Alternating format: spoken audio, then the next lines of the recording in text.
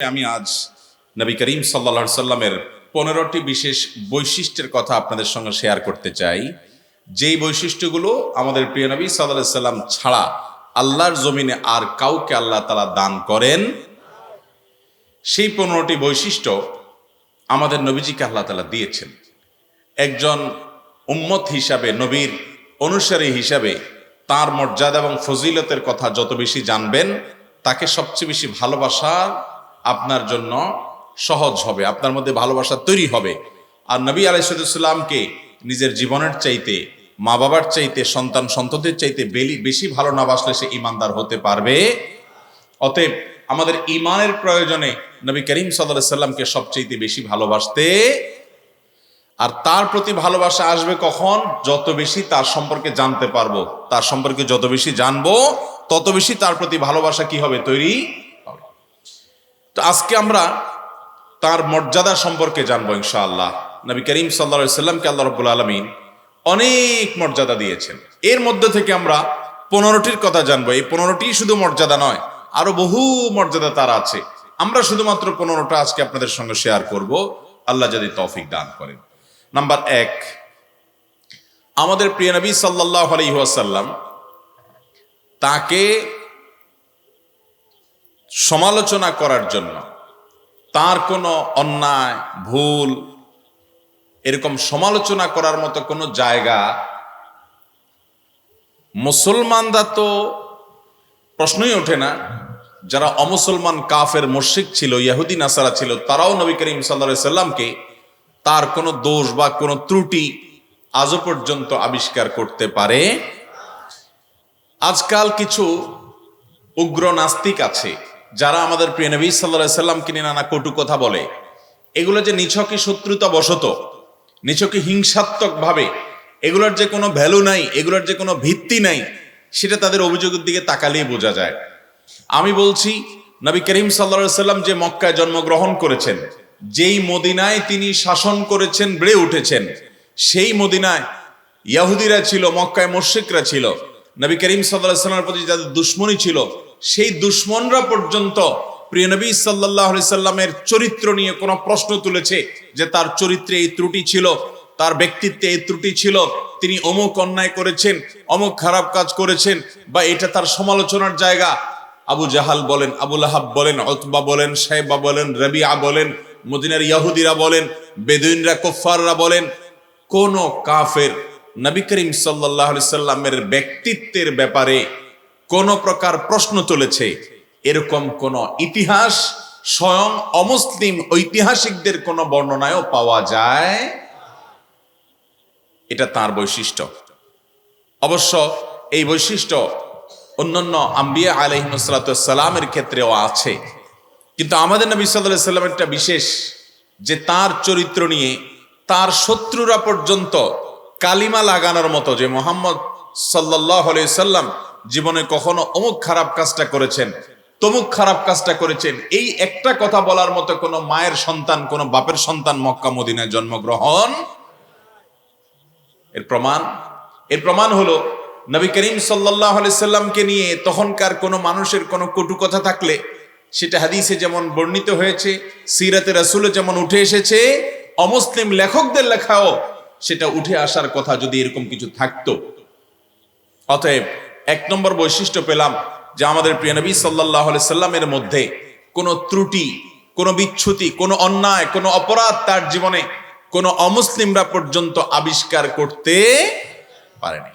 আজকের উগ্র নাস্তিকরা যে আমাদের প্রিয় নবী সাল্লাল্লাহু আলাইহি সাল্লাম সম্পর্কে নানা কটু কথা বলে, এটা নিছকই জেদবশত। এই সমস্ত কটু কথার দিক তাকালে বোঝা যায় যে এই সমস্ত কটু কথার একেবারেই ভিত্তিহীন। আমাদের নবী সাল্লাল্লাহু আলাইহি সাল্লামকে মক্কার মুশরিকরা কখনো কখনো তাকে জাদুকর বলেছে, কখনো গণক বলেছে, কখনো তার তার সুস্থতা নিয়ে, মানসিক সুস্থতা নিয়ে প্রশ্ন তুলেছে। কিন্তু এই প্রশ্ন তোলা যে অমূলক, অন্যায় এবং এগুলো যে মিথ্যা, ভিত্তিহীন, বোগাস, এগুলো স্বয়ং তাদের অন্যান্য নেতাদের থেকেই বক্তব্য পাওয়া যায় যে মুহাম্মদকে এই সমস্ত অভিযুক্ত করার সুযোগ নাই, অন্য কিছু তোমরা বাহির করো তার সম্পর্কে বলার জন্য। আল্লাহ রাব্বুল আলামিন আমাদের প্রিয় নবী সাল্লাল্লাহু আলাইহি সাল্লামকে এই ধরনের পবিত্র রেখেছেন। এবং পরিচ্ছন্ন রেখেছেন সাল্লাল্লাহু আলাইহি। নবী আলাইহিস সালামের দ্বিতীয় বৈশিষ্ট্য হলো মানব ইতিহাসে এর চাইতে কোনো জনপ্রিয় মানুষ কখনো জন্ম নেয় নাই, আজও পৃথিবীতে নাই, কিয়ামত পর্যন্ত তাকে যত মানুষ ভালোবাসে এত বেশি মানুষ ভালোবাসার মতো আরেকজন মানুষ নাই, এমনকি অন্য কোন নবী রাসূলকেও এত বেশি সংখ্যক মানুষ গোটা পৃথিবীতে ভালোবাসে।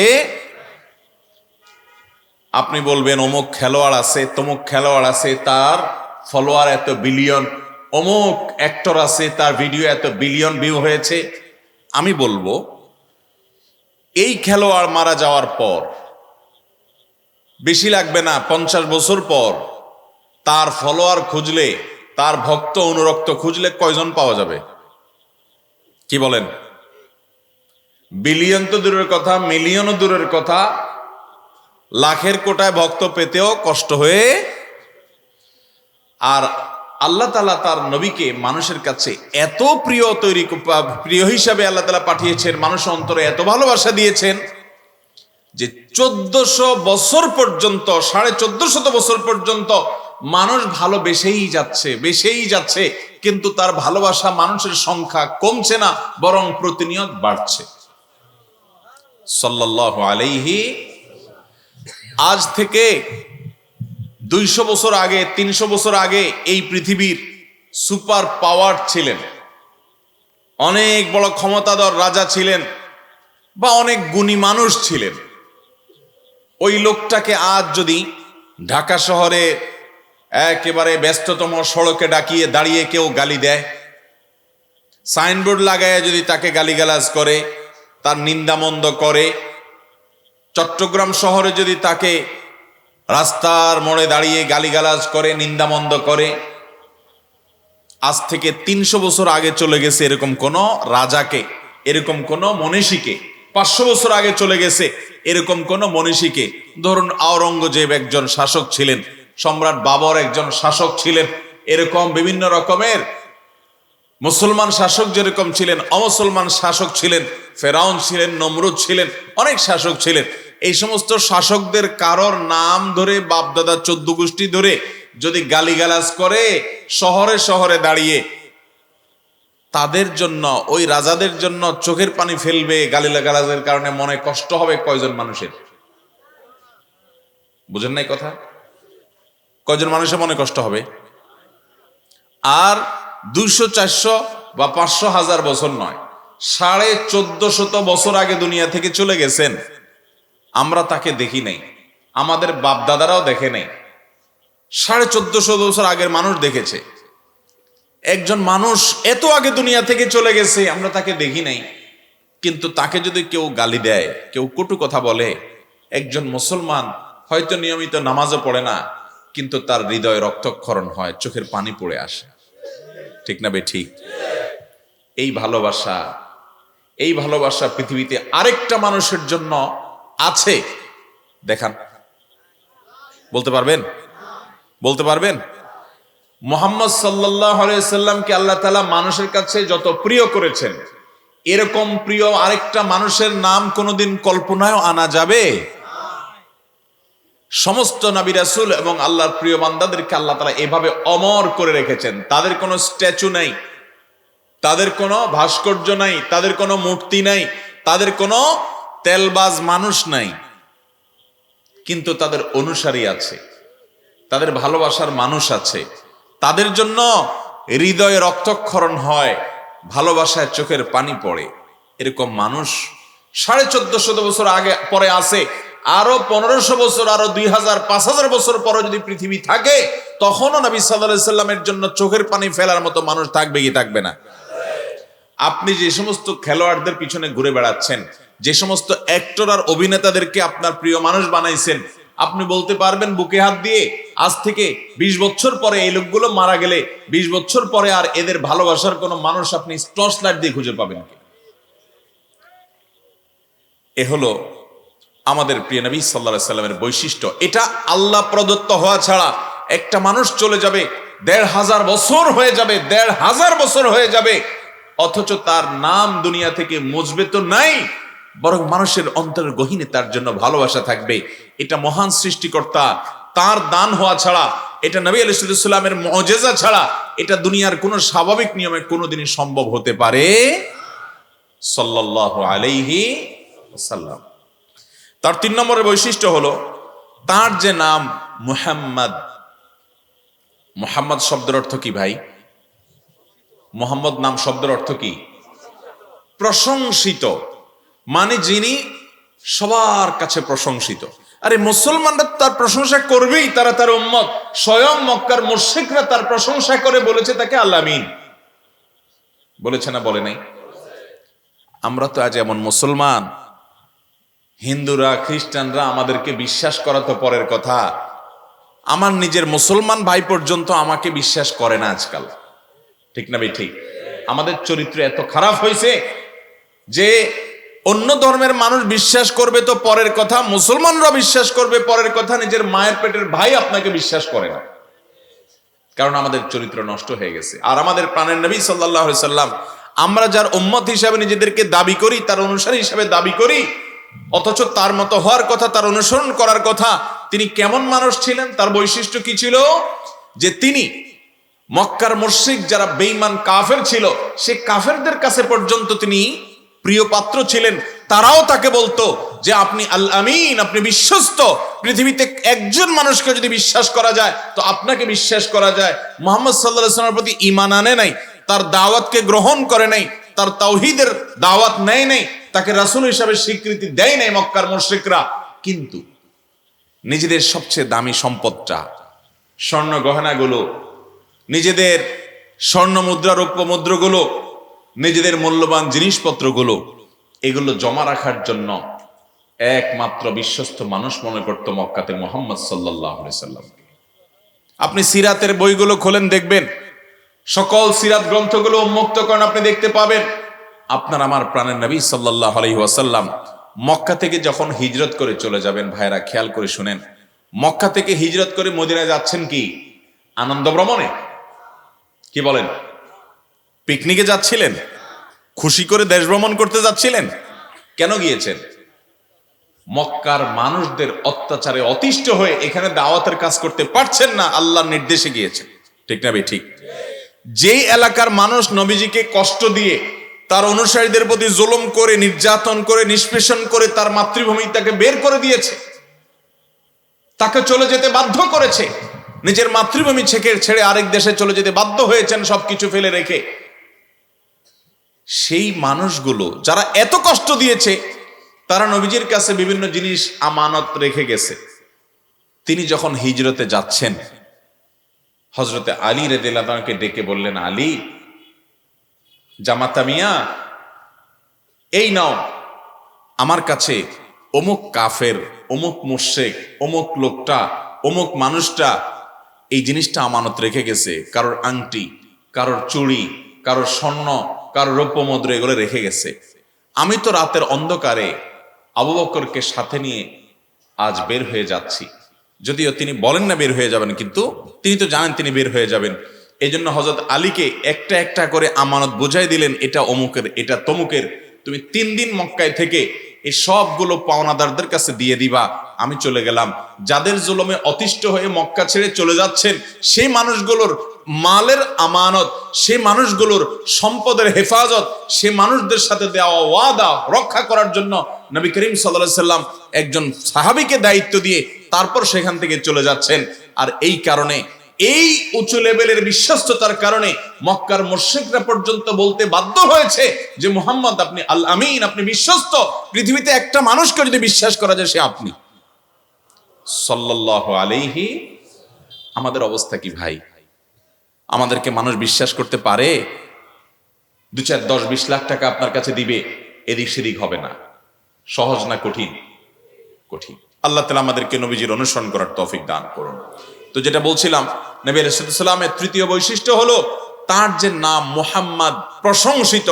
তিনি আল্লাহর কাছে প্রশংসিত, তিনি ফেরেশতাদের কাছে প্রশংসিত, তিনি মুসলমানদের কাছে প্রশংসিত, তিনি তার শত্রুদের কাছে প্রশংসিত, তিনি সকলের কাছে প্রশংসিত, তিনি তার যুগে প্রশংসিত, তিনি চলে যাওয়ার পরে প্রশংসিত, তিনি 1000 বছর পরে প্রশংসিত। তার প্রশংসা আসমানে জমিনে সর্বত্র মানুষ করতে বাধ্য হয় সাল্লাল্লাহু আলাইহি। তার এই যে নাম মুহাম্মদ, এ নামে মানুষ তার আগে ছিল না। আল্লাহ তাআলা তার দাদার অন্তরে এই নাম এলহাম করেছেন। আল্লাহ তাআলা তার অন্তরে ঢেলে দিয়েছেন। আল্লাহই তার অন্তরে দিয়েছেন এই নামটা, বিশেষ নাম, এটা রিজার্ভ রাখা হয়েছে। তার আগে এই নামের কোনো মানুষ আসেনি পৃথিবীতে। হ্যাঁ, বিভিন্ন আসমানি গ্রন্থ থেকে জেনে মক্কার কিছু লোকরা তাদের সন্তানদেরকে তার জন্মের কিছুদিন আগে মোহাম্মদ নাম রাখা শুরু করতেছিল, নকল মোহাম্মদ, যাতে করে তার ছেলেকে মানুষ সেই লোক মনে করে। কিন্তু প্রকৃত অর্থে তার জন্মের অনেক আগে থেকে এই নাম পৃথিবীতে ছিল না, কারণ তিনি সকলের কাছে প্রশংসিত ছিলেন। এটা তার বৈশিষ্ট্য, তার জন্য আল্লাহ তাআলা এই নামটা বিশেষভাবে দিয়েছেন মর্যাদা। নাম্বার 4, তিনি সাধারণত নীতিবাক্য শুধু শোনাতেন না, তিনি মানুষকে ভালো কাজের কথা যেমন বলতেন, নিজে সেটা করে আমল করে দেখায় দিতেন। পৃথিবীতে বহু রাষ্ট্রবিজ্ঞানী আছে, পৃথিবীতে বহু কি আছে? রাষ্ট্রবিজ্ঞানী আছে, যারা রাষ্ট্রবিজ্ঞান সম্পর্কে অনেক থিওরি দিয়ে গেছেন মানুষদেরকে। রাষ্ট্র কিভাবে পরিচালিত হওয়া দরকার, রাষ্ট্রের কল্যাণের দিকগুলো কি, অকল্যাণের দিকগুলো কি, কোনটা কল্যাণকর কোনটা অকল্যাণকর। রাষ্ট্রবিজ্ঞান সম্পর্কে যারা অনেক গবেষণা করে অনেক থিওরি দুনিয়াতে মানুষকে দিয়েছেন, এরকম বহু রাষ্ট্রবিজ্ঞানী পাবেন জীবনে রাষ্ট্র কোনোদিন চালাই নাই, শুধু থিওরি দিয়ে গেছে। আছে না নাই ভাইরা আমার? অনেক এরকম ব্যক্তি পাবেন যে অনেক বড় বড় থিওরি দিয়ে গেছেন, কিন্তু এটাতে নিজেও বাস্তবায়ন করে দিয়ে যান নাই, মুখে শুধু গদবাদা থিওরি দিয়ে গেছেন। হয়তো তার অনেকগুলো বাস্তব উপকারী, কিন্তু আমাদের প্রিয় নবী সাল্লাল্লাহু আলাইহি ওয়াসাল্লাম জীবনে যে সমস্ত কথা মানুষকে বলে গেছেন, তিনি তা নিজে করে গেছেন। বাবা হিসেবে সন্তানের প্রতি দায়িত্ব পালন করতে হবে, তিনি শুধু ওসিয়ত করে যান নাই। আল্লাহ কুল্লুকুম রাইন ওয়া কুল্লুকুম মাসউলুন রাইয়াতিহি, হাদিস শুধু বলে যান নাই। নিজে বাবা হয়ে নিজের কন্যার সাথে, নিজের সন্তান সীমিত সময়ের জন্য দুনিয়াতে আসলেও তাদের সাথে কি আচরণ করতে হবে সেটা করে তিনি দেখিয়ে গেছেন। তিনি শুধু ওয়াজ করেন নাই, তিনি আমল করেছেন। তিনি সমর নেতা হিসাবে, সামরিক প্রধান হিসাবে যুদ্ধক্ষেত্রে নেতৃত্ব দিয়েছেন। যুদ্ধক্ষেত্রে জুলুম করা যাবে না, অবিচার করা যাবে না, শত্রুপক্ষের লাশ ক্ষতবিক্ষত করা যাবে না, মুসলা করা যাবে না, এমনকি অমুসলিম ধর্মের ধর্মীয় উপাসনা আক্রমণ করা যাবে না, গাছ প্রয়োজন ছাড়া কাটা যাবে না, ইবাদতরত অবস্থায়, উপাসনার অবস্থায় অন্য কোনো ধর্মের মানুষ থাকলে তাদেরকে হত্যা করা যাবে না, বৃদ্ধদেরকে হত্যা করা যাবে না, নারীদেরকে হত্যা করা যাবে না, শিশুদেরকে হত্যা করা যাবে না, জুলুম করা যাবে না, অমানবিক কোনো কাজ করা যাবে না, যুদ্ধক্ষেত্রে এই সব করা যাবে না। এই নীতিবাক্য বলে দিতে কোনো যোগ্যতা লাগে না, এটা আপনিও পারবেন, আমিও পারবো। নবী আলাইহিস সালাম শুধুমাত্র নীতিবাক্য বলেন নাই, যুদ্ধক্ষেত্রে এই সকল কর্মকাণ্ড না করে তিনি তার কর্মের মাধ্যমে পৃথিবীর মানুষের কাছে দৃষ্টান্ত রেখে গেছেন সাল্লাল্লাহু আলাইহি। তিনি শুধু ওয়াজ করতেন না, তিনি যা ওয়াজ করতেন তার বাস্তবায়ন করে, তার বাস্তব উদাহরণ সৃষ্টি করে, আমল করে দুনিয়াবাসীকে শিক্ষা দিয়ে গেছেন। বুইস্তু মুআল্লিমা, সেজন্য তিনি বলেছেন আল্লাহ তাআলা আমাকে শিক্ষক করে পাঠিয়েছেন। যে শিক্ষক শুধু নীতিবাক্য শোনাবে না, যে শিক্ষক নীতিবাক্য শোনাবে আবার সেটা বাস্তবায়ন করেও দেখাবে সাল্লাল্লাহু আলাইহি। তিনি রাষ্ট্রপ্রধান ছিলেন কি ছিলেন না? তিনি মদিনা রাষ্ট্র চালাইছেন কি চালান নাই? রাষ্ট্রপ্রধানের কি করা উচিত কি করা উচিত না, তিনি শুধুমাত্র সে ওয়াজ করে যান নাই, নিজে সেটা করে দেখিয়েছেন। পৃথিবীতে এরকম আরেকটা মানুষ আপনি পাবেন না, যে মানুষ যা যা বলেছেন তার সবগুলোর উদাহরণ তার আমলে, তার জীবনের দিকে আপনি তাকালে দেখতে পাবেন। এই জন্য আল্লাহ কোরআনে বলেছেন লাকাদ কানা লাকুম ফি রাসূলিল্লাহি উসওয়াতুন হাসানাতুন লিমান কানা ইয়ারজুল্লাহা ওয়াল ইয়াউমাল আখির, যে আল্লাহকে এবং আখিরাতকে বিশ্বাস করে, ইয়াউমে আখিরকে আর আল্লাহকে যে বিশ্বাস করে, তাদের জন্য আল্লাহর রাসূল মুহাম্মদ সাল্লাল্লাহু আলাইহি সাল্লামের মধ্যে, তার কথায়, তার কাজে, তার জীবনীতে, তার সিরাতে, তার সূরাতে, তার সবকিছুতে সর্বোত্তম আদর্শ এবং নমুনা এবং মডেল আছে। আল্লাহ তাআলা আমাদেরকে তার অনুসরণ করার তৌফিক দান করুন। আমরা আজ মুসলমানরা বাঘের বাচ্চা শিয়ালের পিছে গুড়গুড় করছি, লজ্জা আমাদের জন্য। আমরা ইহুদি খ্রিস্টানদের অনেক দুনিয়াবি জাকজমক দেখে আমরা তাদেরকে অনুসরণের জন্য পাগল পরা হয়ে গেছি। আমরা কাদের সন্তান? আমাদের মুসলমানের সন্তানরা, যুবকরা কোথাকার কোন খেলোয়াড় পিছিয়ে ঘুরে বেড়াচ্ছে, অথচ সাল্লামের অনুসারী, মুহাম্মদ সাল্লাল্লাহু আলাইহি সাল্লামের উম্মত, তার ফলোয়ার, তার জীবনকে, তার যৌবনকে, তার সর্বস্বকে উজাড় করে দেবার জন্য এক আল্লাহর এই বান্দা মহান সত্তা মুহাম্মদ সাল্লাল্লাহু আলাইহি সাল্লামই যথেষ্ট ছিল। মুসলমানের সন্তান এখন কোথাকার কোন বেঈমান, কাফের, মুশরিক, অবিশ্বাসী, ফাসিক, জানি, জেনাকার, ব্যভিচারী, মদখোর, এই সমস্ত মানুষদেরকে আইডল বানিয়ে বসে আছে। আল্লাহ তাআলা আমাদের বিবেকগুলো যেন খুলে যায় সেই তৌফিক দান করুন। মুসলমানের সন্তান শিয়ালের বাচ্চা না, মুসলমানের সন্তান বাঘের বাচ্চা। মুসলমানের সন্তান শিয়ালের বাচ্চা না, মুসলমানের সন্তান কিসের বাচ্চা? বাঘের বাচ্চা। আপনি মুহাম্মদ সাল্লাল্লাহু আলাইহি ওয়াসাল্লাম অনুসারী, আপনি কার পিছনে দৌড়াচ্ছেন? আপনার নিজের প্রতি নিজের লজ্জা হয় না? আপনি অমুকের ভক্ত, তমুকের ভক্ত, আরে এদেরকে ভক্তি করছেন, এটা ভক্তি করার কোনো ব্যক্তিত্ব হলো? মুহাম্মদ সাল্লাল্লাহু আলাইহি ওয়াসাল্লাম সম্পর্কে মুসলমানের সন্তান তুমি জানো না? তুমি যদি জানতে মুহাম্মদ সাল্লাল্লাহু আলাইহি ওয়াসাল্লাম কি ছিলেন, তাহলে তুমি বলতে, কোরবান করে দিব জীবন যারে, এই ভুবনে আর কে আছে রে এমন। কোরবান করে দেব জীবন যারে, এই ভুবনে কে আর আছে রে এমন। সাল্লাল্লাহু আলাইহি ওয়াসাল্লাম। তার 5 নম্বরের বৈশিষ্ট্য হলো, তিনি বলেছেন আনা সাইয়্যিদু ওয়ালাদি আদম। আদম আলাইহিস সালামের যত সন্তান, অর্থাৎ যত মানুষের সদস্য পৃথিবীতে এসেছে, এদের সকলের মধ্যে আল্লাহ তাআলা আমাকে সর্দার এবং নেতা বানিয়েছেন। তার চেয়ে শ্রেষ্ঠ কোন মানুষ আল্লাহ সৃষ্টি করেন? নবী রাসূলদের মধ্যেও কেউ তার চাইতে শ্রেষ্ঠ।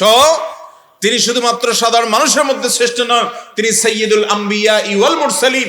সকল নবী, সকল রাসূলদের আদম সন্তান হিসেবে যত মানুষ পৃথিবীতে এসেছে, সকলের মধ্যে আল্লাহ তাআলা তাকে শ্রেষ্ঠত্বের মর্যাদা এবং আসন দিয়েছেন। এটা তার বৈশিষ্ট্য। এই বৈশিষ্ট্য আর কোন নবী রাসূলকেও দেওয়া হয়। তার 6 নম্বরের বৈশিষ্ট্য হলো, আল্লাহ তাআলা কোরআনে ঘোষণা দিয়েছেন, ওয়ামা আরসালনাকা ইল্লা রাহমাতাল লিল আলামিন। হে রাসূল, আপনাকে আমি পাঠিয়েছি সকল সৃষ্টি জগতের জন্য, সকল সৃষ্টির জন্য, সকল জগৎ সমূহের জন্য রহমত করে, অনুগ্রহ করে। ভাইয়েরা আমার, আমরা অনেকে মনে করি নবীজি সাল্লাল্লাহু আলাইহি সাল্লাম শুধু আমাদের কথা চিন্তা করতেন। না ভাই, ভুল। তিনি শুধু আমাদের কথা চিন্তা করতেন না, তিনি সবার কথা চিন্তা করতেন। একজন তার প্রতি ঈমান আনে নাই, তার প্রতি কুফরি করেছে, বেঈমান, কাফের, তিনি তার কথাও চিন্তা করেছেন। মুসলমানকে অমুসলমানদের অধিকার দেওয়ার ব্যাপারে তিনি নির্দেশ দিয়েছেন না দেন নাই? অন্য ধর্মাবলম্বীদের প্রতি আপনি জুলুম আর নির্যাতন করতে পারবেন না, সে নির্দেশ তারা আছে না নাই? তাহলে তার প্রতি যারা ঈমান আনে নাই তাদের অধিকারের কথাও তিনি বলে, এমনকি মানুষ তো পরের কথা, পশু পাখি, আপনি যখন কোন গরু, ছাগল, মুরগি জবাই করবেন, তিনি বলেছেন, ইদা যাবাহতুম ফাআহসিনুয যিবহা ওয়া ইদা কাতালতুম ফাআহসিনুল কিতলা। তোমরা যদি কাউকে রণাঙ্গনে যুদ্ধের খাতিরে শত্রুর কাউকে হত্যা করতে হয় তোমার জীবন রক্ষা করতে গিয়ে, তো সেখানেও হত্যা করতে গিয়ে নির্মম আচরণ করবে না শত্রুর সাথেও। তুমি যদি কোনো পশু জবে করে খেতে হয়, আল্লাহ তোমার জন্য হালাল করেছেন, তুমি বিসমিল্লাহ বলে জবে করে খাও, কিন্তু সেক্ষেত্রেও ওই পশুটাকে প্রয়োজনের অতিরিক্ত কষ্ট দিয়ে অমানবিক ভাবে তাকে জবে করে তুমি খেও না, তার প্রতি রহম করো। ছুরি ভালো করে ধার দিয়ে নাও, ভালো করে ছুরি ধার দিয়ে নাও, যাতে করে তাড়াতাড়ি জবে হয়ে যায়, অপ্রয়োজনে খোঁচাখুচি করা না লাগে, পশুটার যেন কষ্ট কম হয়। তিনি মানুষ তো পরের কথা, পশুরও চিন্তা করেছেন, পশুর প্রতিও দয়া দেখিয়ে গেছেন। আপনি প্রয়োজন ছাড়া যেন গাছের পাতা না কাটেন, গাছের ডাল না কাটেন। প্রয়োজনে কাটতে পারবেন, দিনেও কাটতে পারবেন, রাতেও কাটতে পারবেন। ফল দিনেও ছিঁড়তে পারবেন, রাতেও ছিঁড়তে পারবেন প্রয়োজন হলে। প্রয়োজন নাই অহেতুক আপনি গাছপালা কাটাকাটি করছেন, নিষেধ। তিনি রীতিমতো বলে গেছেন যে দেখো, তোমরা যে ব্যক্তি মরুভূমিতে, আরব অঞ্চলে বড়ই গাছটায় বৃক্ষ গাছ পাওয়া যেত বেশি, বলেছেন যে এই গাছ যে কাটবে, অর্থাৎ প্রয়োজন ছাড়া যে কাটবে, নিধন করবে, বৃক্ষ নিধন করবে, প্রকৃতিকে শেষ করবে, ধ্বংস করবে, আল্লাহ রাব্বুল আলামিন তার মাথার উপরে জাহান্নামের আগুন ঢালবেন, শাস্তি দিবেন। তিনি গাছের জন্য পর্যন্ত রহমত ছিলেন, তিনি প্রকৃতির জন্য রহমত ছিলেন। পিপিলিকে একজন আগুন দিয়ে পোড়াচ্ছিল, তিনি বলেছিলেন, তুমি লা ইউআযযিবু রাব্বুন নারে লা ইউআযযিবু বিন নারে ইল্লা রাব্বুন নার, আগুন দিয়ে তুমি কেন পোড়াচ্ছ পিপিলিকাটাকে? পিঁপড়া তোমার কষ্ট দিচ্ছে, ইঁদুর তোমাকে ডিস্টার্ব করছে, তাকে মারতে হবে তো মেরে ফেলো, এক বাড়ি দিয়ে আঘাত করে মেরে ফেলো, বিষ প্রয়োগ করে মেরে ফেলো, কিন্তু তুমি তাকে অমানবিকভাবে কষ্ট দিয়ে ধুকে ধুকে মারছো। তুমি দেখা যাচ্ছে আঠা দিয়ে ইঁদুর মারছো, এই আঠার মধ্যে সে পড়ে গেল, এরপরে দিন 2 দিন 4 দিন 6 দিন না খাইতে না খাইতে আঠার সাথে টানাটানি করতে করতে তার চামড়া ছিলে যাচ্ছে, এরপরে সে ধুকে ধুকে কষ্ট পেয়ে পেয়ে মারা যাচ্ছে। তুমি এত নির্মম ভাবে তাকে হত্যা করার নির্দেশ তোমাকে দেওয়া হয়নি। যদি সে তোমাকে ডিস্টার্ব করে, যদি সে তোমাকে উপদ্রব করে, তাকে তুমি হত্যা করো, সেক্ষেত্রেও তুমি নির্মম হইও না। মুসলমানকে তিনি পশু পাখির প্রতি, এমনকি কষ্টদায়ক পশুর প্রতি পর্যন্ত নির্মম না হতে তিনি নির্দেশ করেছেন। এই জন্য আল্লাহ বলেছেন, ওমা আরসালনাকা ইল্লা রাহমাতাল লিল, তিনি শুধু মুসলমানদের জন্য রহমত ছিলেন না, তিনি সকল সৃষ্টি জগতের সকল জগৎ সমূহের জন্য রহমত ছিলেন। এই বৈশিষ্ট্য আল্লাহ তাআলা অন্য কাউকে দেন নাই, শুধু আপনার আমার প্রিয় নবী সাল্লাল্লাহু আলাইহি সাল্লামকে দিয়েছেন। মুহতারাম হাজরিন, তার 7 নম্বর বৈশিষ্ট্য হলো তিনি শুধুমাত্র মক্কা বা মদিনা মানুষের কাছে আসেন নাই। আমরা অনেক সময় তাকে বলি রাসূলে আরবি, মানে অ্যারাবিয়ান রাসূল। হ্যাঁ, আরবিতে কথা বলতেন, তার মাতৃভাষা ছিল আরবে। তিনি এসেছেন মধ্যপ্রাচ্যে, পৃথিবীর সেন্টার পয়েন্টে এসেছেন ভৌগোলিক কারণে, নানা যুক্তিতে, সেটা ভিন্ন বিষয়। তাই বলে তার পরিচয় তিনি কখনো বলেন নাই আনা আরবিয়্যুন, এটা নবীজি কখনো বলেন নাই, কারণ তিনি অ্যারাবিয়ানদের নবী ছিলেন না, তিনি ছিলেন সকল বিশ্ব জগতের, সারা পৃথিবীর সকল মানুষের নবী রাসূল ছিলেন, সকল প্রান্তের নবী রাসূলের মানুষ ছিলেন। মক্কার মানুষরা সৌদি আরবের মানুষদের এই কথা বলার কোনো এখতিয়ার কোরআন হাদিসে রাখে নাই। একটা শব্দ নাই কোরআন হাদিসে কোথাও যেটার ভিত্তিতে তারা বলতে পারবে রাসূল আমাদের। বরং গোটা পৃথিবীতে আফ্রিকার জঙ্গলেও যদি কেউ ঈমান আনে তার প্রতি, সেও বলতে পারবে রাসূল আমার সাল্লাল্লাহু আলাইহি। এরকম আরেকটা মানুষ আপনি দেখাতে পারবেন, এটা তার বৈশিষ্ট্য। তার 8 নম্বরের বৈশিষ্ট্য হলো স্বয়ং আল্লাহ। আচ্ছা বলেন তো, আল্লাহ হলেন স্রষ্টা আর আমাদের নবী হলেন কি? সৃষ্টি। আল্লাহ হলেন মালিক আর তিনি হলেন গোলাম, ঠিক না ভাই? ঠিক। আল্লাহ হলেন মালিক, তিনি হলেন দাস, গোলাম। আল্লাহ হলেন স্রষ্টা, তিনি হলেন সৃষ্টি। হ্যাঁ, আমাদের মতো সাধারণ সৃষ্টি না, তিনি আল্লাহর রাসূল ছিলেন, তার মর্যাদা সবার চেয়ে বেশি ছিল, কিন্তু তিনি আল্লাহর সৃষ্টি ছিলেন, মানুষ ছিলেন এবং আল্লাহর গোলাম ছিলেন। কোরআনে বিভিন্ন আয়াত এরকম আছে না নাই ভাইরা আমার? আমরা আত্মাহিয়াত পড়ার সময় তো পড়ি, আশহাদু আল্লা ইলাহা ইল্লাল্লাহ ওয়া আশহাদু আন্না মুহাম্মাদান আবদুহু ওয়া রাসূলুহু। আমরা সাক্ষ্য দিচ্ছি যে মুহাম্মদ তিনি আল্লাহর গোলাম এবং আল্লাহর রাসূল। তাহলে আল্লাহর গোলাম ছিলেন কি ছিলেন না?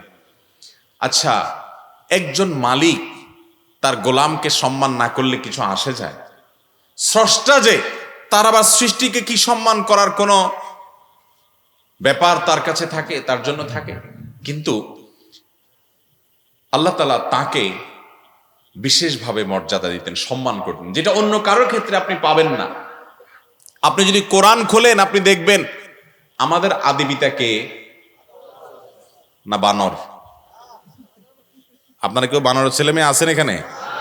বানরের পুত আছেন কেউ? শিম্পাঞ্জির পুত আছেন কেউ? বানর শিম্পাঞ্জি খালাতো ভাই এমন কেউ আছে এখানে? আপনাদের সবার বাপকে? আদম আলাইহিস সালাম। আমারও বাপ আদম আলাইহিস সালাম। তো যাই হোক, আমাদের পোলাপানের বাপও আদম আলাইহিস সালাম হবে ইনশাআল্লাহ। তারা বানর শিম্পাঞ্জির বাপ কোনোদিন, সন্তান কোনোদিন হবে। তো আদম আলাইহিস সালাম, তার নাম কোরআনে আছে না নাই? আল্লাহ তাআলা কোরআনে কারীমে স্পষ্ট নির্দেশ করেছেন, ইয়া আদম উসকুন আনতা ওয়া যাওজুকাল জান্নাহ। হে আদম, আল্লাহ আদমকে নাম ধরে ডেকেছেন, ডাকছেন না ডাকেন নাই?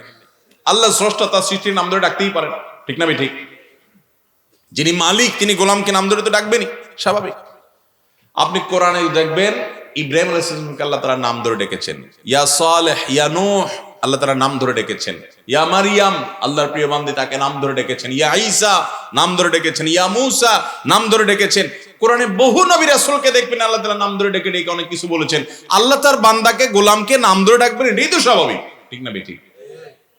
কিন্তু ভাইরা আমার, একমাত্র একজন নবী, একজন রাসূল, আপনার আমার প্রাণের রাসূল সাল্লাল্লাহু আলাইহি ওয়াসাল্লাম, আল্লাহ তাআলা কোরআনে কারিমে তাকে বহু জায়গায় সম্বোধন করেছেন, কিন্তু কোথাও তাকে নাম ধরে আল্লাহ তাআলা ডাকেন নাই। কোথাও বলেছেন ইয়া আইয়ুহার রাসূল বাল্লিগ মা উনজিলা ইলাইক, হে রাসূল আপনার প্রতি যা নাজিল হয়েছে সেটা তাবলীগ করেন, সেটার প্রচার করেন, রাসূল বলে সম্বোধন করেছেন। ইয়া আইয়ুহান নবী, হে নবী এটা বলে সম্বোধন করেছেন। ইয়া আইয়ুহাল মুযাম্মিল, ইয়া আইয়ুহাল মুদ্দাথির। গোটা কোরআন খোলেন আপনি দেখবেন সব জায়গায় তাকে এইভাবে আল্লাহ তাআলা ডেকেছেন। ইয়া মুহাম্মদ বলে কোথাও তাকে আল্লাহ তাআলা ডাকেন। দুই এক জায়গায় আল্লাহ তাআলা তার নাম নিয়েছেন, কিন্তু সেটা ডাকার জন্য, আসলে সার্টিফিকেট ইস্যু করার জন্য। ওমা মুহাম্মাদুন ইল্লা রাসূল, মুহাম্মদ ছিলেন একজন আল্লাহর রাসূল। এই যে তিনি রাসূল, এটা সার্টিফিকেট দেওয়ার জন্য সার্টিফিকেটে নাম লিখতেই হবে, সেই হিসাবে নাম উল্লেখ করেছেন। কিন্তু তাকে সম্বোধন করার সময় আল্লাহ তাআলা ইয়া আইয়ুহাল মুদ্দাসসির, ইয়া আইয়ুহাল মুযাম্মিল, ইয়া আইয়ুহান নবী, ইয়া আইয়ুহার রাসূল এগুলো বলে সম্বোধন করেছেন।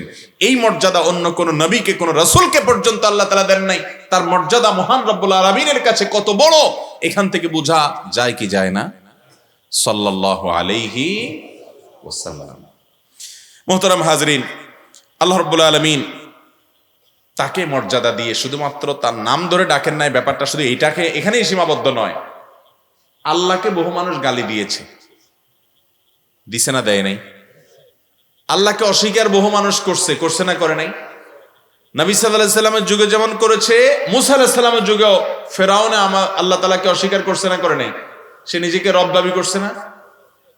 কিন্তু আপনি অবাক হবেন, কোরআনে আল্লাহ তাআলা সে আলোচনা করেছেন ঠিক আছে, কিন্তু আল্লাহ তাআলা তাকে গালি দিলে তার রিপ্লাই, তার জবাবে কঠোরভাবে জবাব দেওয়া, এটা আল্লাহ তাআলা খুব একটা করেন নাই। ঘটনা উল্লেখ করেছেন, কিন্তু নবী করিম সাল্লাল্লাহু আলাইহি সাল্লামকে আবু লাহাব একবার বলেছিল তাব্বান লাকা সাইরাল ইয়াউমি আলিহাদা জামাআতানা, তোমার পুরোটা দিন ধ্বংস হোক। এভাবে আবু লাহাব দুই হাত দিয়ে নবীজিকে বদদোয়া করে, কটু কথা বলে, অভিশাপ দিয়ে বলছে তুমি ধ্বংস হও, তোমার পুরো দিন ধ্বংস হোক। এই কথা বলার জন্য ঈমান আনবো, আল্লাহর জন্য আখিরাতের প্রতি ঈমান আনবো, এই কথা বলার জন্য আমাকে ডাকছো, তুমি ধ্বংস হও। এইভাবে দুই হাত দিয়ে আবু লাহাবে আমাদের নবীজিকে কটু কথা বলেছে। আল্লাহ তাআলার সাথে সাথে কোরআনে কারীমের সূরা নাজিল করে বলেছেন তাব্বাত ইয়াদা আবি লাহাবি ওয়া তাব, আবু লাহাব যেই দুই হাত দিয়ে আমার রাসূলকে তাব্বা বলেছে, সেই আবু লাহাব ধ্বংস হোক। আবু লাহাব মুখ দিয়ে তাব্বা বলেছে আমার নবীকে, আর কিয়ামত পর্যন্ত আগত লক্ষ লক্ষ কোটি কোটি অগণিত মানুষ কিয়ামত পর্যন্ত আবু লাহাব এবং আবু লাহাবের অনুসারীকে, আবু লাহাব এবং তার পরিবারকে তাব্বা বলে বদদোয়া করবে। নবী সাল্লাল্লাহু আলাইহি সাল্লামকে একবার তাব্বা বলার পরিবর্তে লক্ষ লক্ষ কোটি কোটি অগণিত মানুষকে দিয়ে তাব্বা বলে আল্লাহ তাআলা জবাব নিয়েছেন। কারণ আল্লাহ তাআলা হাবিবকে এত ভালোবাসতেন যে তাকে কটু কথা আল্লাহ কখনো সহ্য করতেন। আল্লাহ তাআলা তাকে কত ভালোবাসেন, এখান থেকে বোঝা যায় কি যায় না ভাইরা আমার? আল্লাহ তার একটা সিদ্ধান্ত, আল্লাহর ফয়সালার বরখেলাফ, আল্লাহ ভিন্নটা চেয়েছেন। তিনি তার গায়েবের মালিকটা জানতেন না, তিনি তার ইজতিহাদি ফয়সালা করেছেন।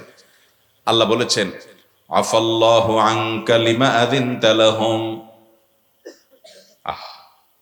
ওলামা একরাম ভালো বুঝবেন, আল্লাহ বলে নিচ্ছেন আগে আফাল্লাহু আনক, এরপরে বলতেছেন কি লিমা আযিনতা লাহুম, আপনি তাদেরকে কেন অনুমতি দিতে গেলেন, কেন অনুমতি দিলেন?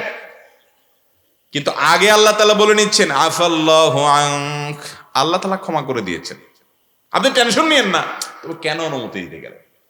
তার সাথে কথা বলার সৌজন্যতা কেমন আল্লাহ তাআলা রক্ষা করেছেন।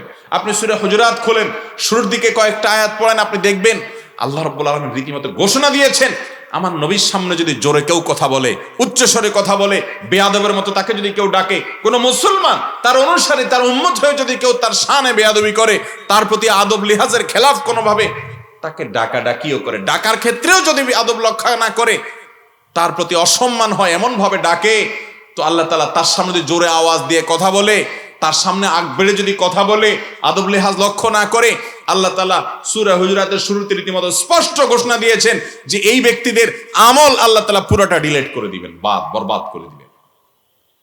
নবীর মর্যাদা আল্লাহর কাছে কত বেশি দেখেছেন?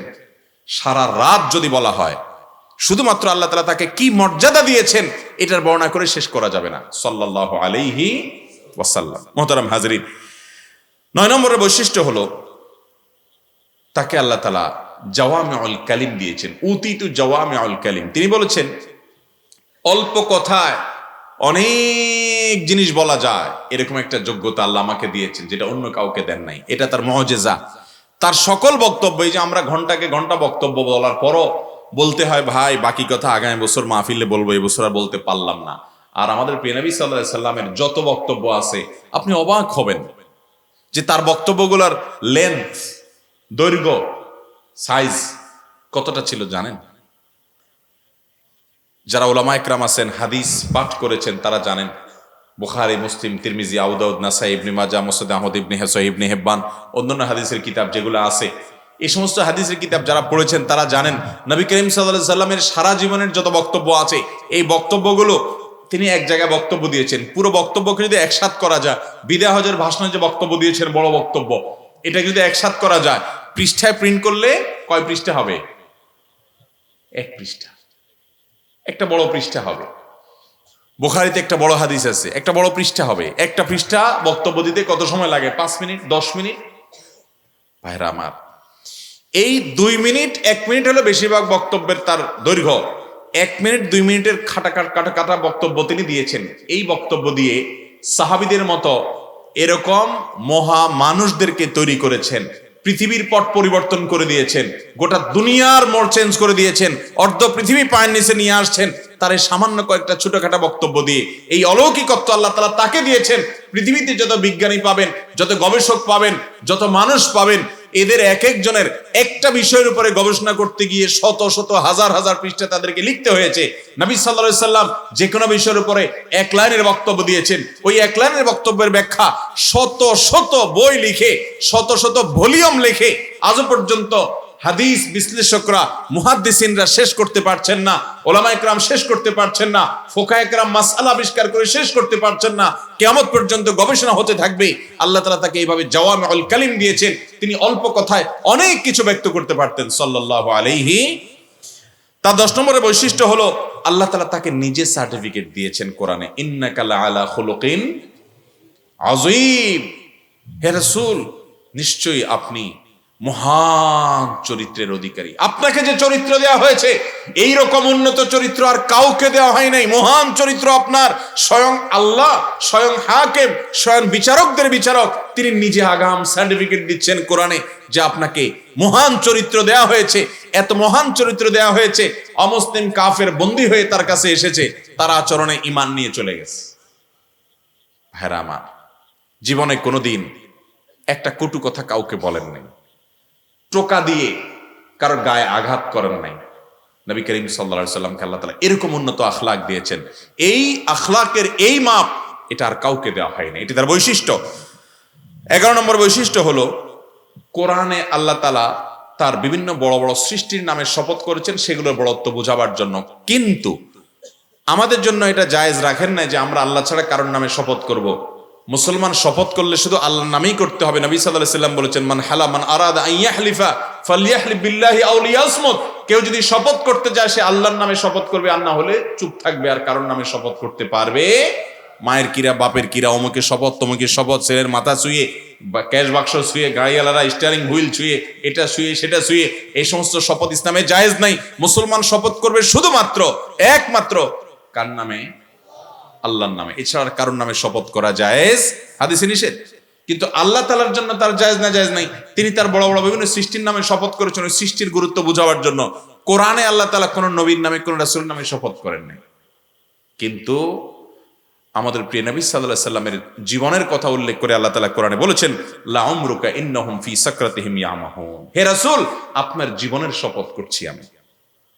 আমাদের নবী সাল্লাল্লাহু আলাইহি সাল্লামের জীবনের শপথ করেছেন কে? আল্লাহ তাআলা।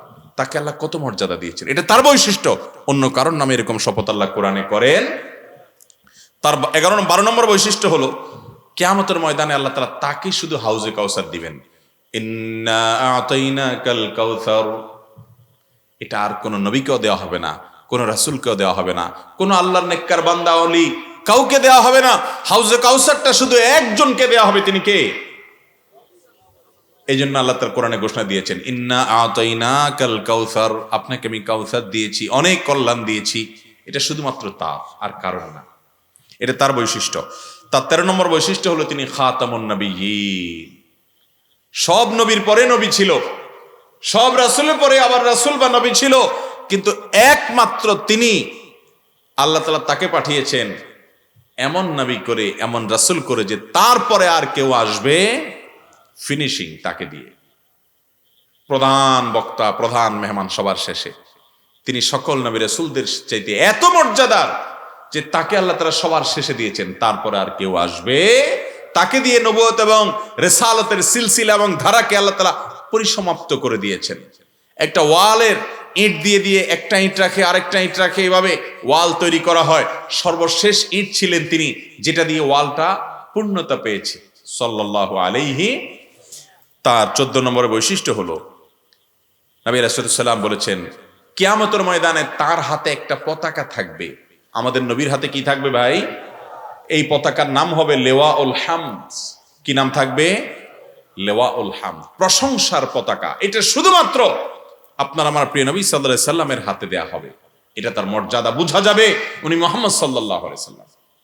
তার 15 নম্বর বৈশিষ্ট্য হলো, আল্লাহ রাব্বুল আলামিন ওহীর যত প্রকার আছে, জিবরিলকে দিয়ে ওহী পাঠানো, নিজের কাছে ডেকে নিয়ে সরাসরি কথা বলা, তার কাছে ইলহাম করে ওহী করা, ওয়াহিয়ে মাতলু, গায়রে মাতলু, নাজিল হওয়ার 3টা প্রক্রিয়ার 3ও প্রক্রিয়া আল্লাহ তাআলা তার সাথে অবলম্বন করেছেন।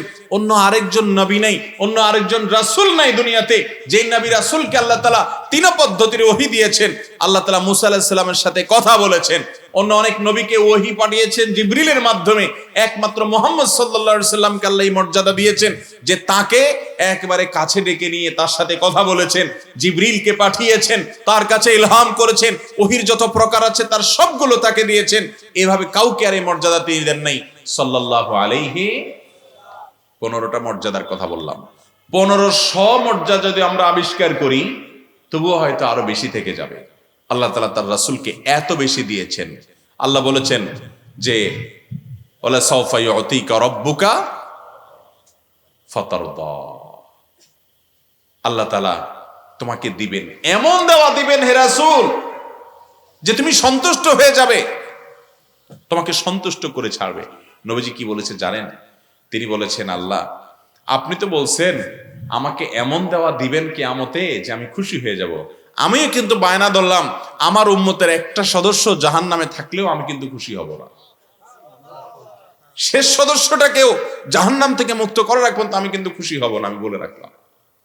সাল্লাল্লাহু আলাইহি। কপাল পোড়া উম্মত, সে নবীকে চিনে না। যুবক ভাইরা আমার, আমি করজোড় করে রিকোয়েস্ট করি তোমাদেরকে, প্লিজ তুমি নবী করিম সাল্লাল্লাহু আলাইহি সাল্লামের জীবনের উপরে 2টা বই পড়ো। তুমি নবী সাল্লাল্লাহু আলাইহি সাল্লামকে জানার চেষ্টা করো।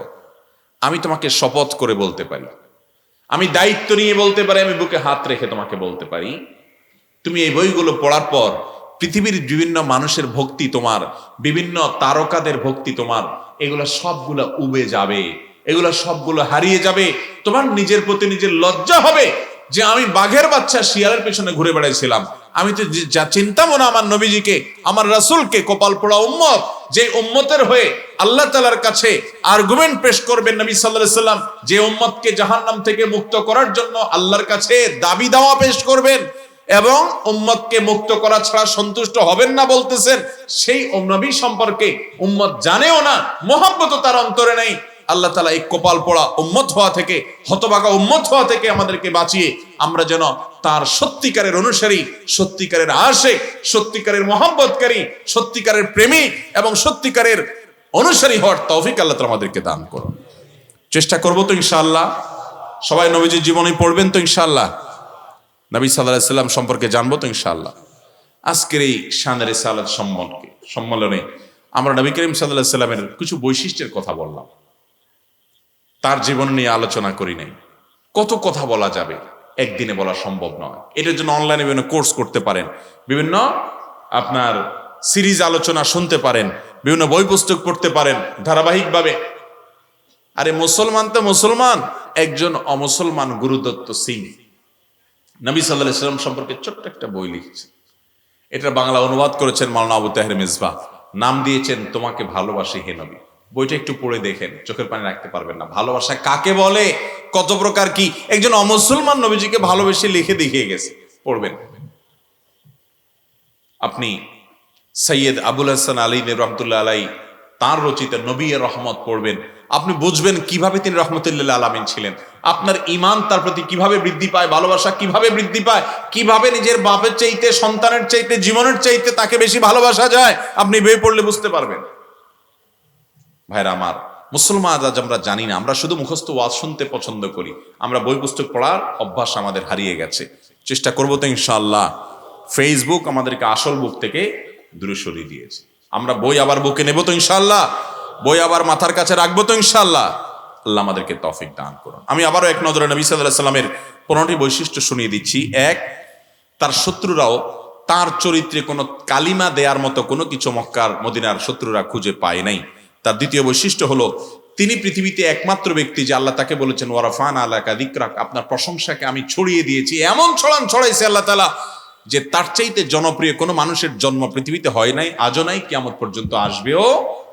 নাম্বার 3, তার নামটা আল্লাহ তাআলা তার দাদার অন্তরে ইলহাম করে দিয়েছেন, মুহাম্মদ মানে সর্বমহলে প্রশংসিত, এটা আর কারোর জন্য নাই। নাম্বার 4, তিনি যা নির্দেশ করেতেন সেগুলো আমল করতেন। তিনি শুধুমাত্র থিওরি দিয়ে যান নাই, তিনি পৃথিবীর মানুষকে থিওরি এবং প্র্যাকটিক্যাল দুইটাই দিয়ে গেছেন। নাম্বার 5, তিনি সকল আদম সন্তানদের মধ্যে সর্বশ্রেষ্ঠ, সকল নবী রাসূলদেরও সেরা। নাম্বার 6, তিনি শুধু মানুষ নয়, তিনি শুধু মুসলমান নয়, অমুসলমান, বৃক্ষ, তরু, লতা, পশু, পাখি, হিংস্র জীবজন্তু সকলের জন্য, সকল সৃষ্টি, সকল জগৎ সমূহের জন্য রহমত হিসাবে এসেছেন। নাম্বার 7, তিনি শুধু অন্যান্য নবী রাসূলদের মধ্যে কোনো এলাকা, কোনো গোত্র, কোনো দেশের জন্য আসেন নাই। তিনি শুধু মক্কা মদিনা মানুষদের নবী রাসূল ছিলেন না, তাকে আল্লাহ তাআলা পাঠিয়েছেন ইলা কাফাতিন নাসি বাশীরা ওয়া নাযীরা, তিনি সকল বিশ্ব মানবতার নবী রাসূল ছিলেন। তার 8 নম্বর বৈশিষ্ট্য হলো স্বয়ং আল্লাহ তাকে সম্মান করতেন, নাম ধরে ডাকতেন না। আর তাকে কেউ কটু কথা বলে আল্লাহ তার জবাব দিতেন। আল্লাহ তাআলা তাকে এত বেশি ভালোবাসতেন যে এই মর্যাদা আর কাউকে দিতেন না। নাম্বার 9, আল্লাহ তাআলা তাকে অল্প কথায় অনেক কিছু ব্যক্ত করার ক্ষমতা দিয়েছেন যেটা অন্য কাউকে দেয়া হয় নাই। নাম্বার 10, তাকে আল্লাহ তাআলা নিজে সার্টিফিকেট দিয়েছেন, ইন্নাকা লাআলা খুলুকিন আযীম, আপনি মহান চরিত্রের অধিকারী, তার মতো এরকম চরিত্রের মাধুর্য আর কারোর ছিল না।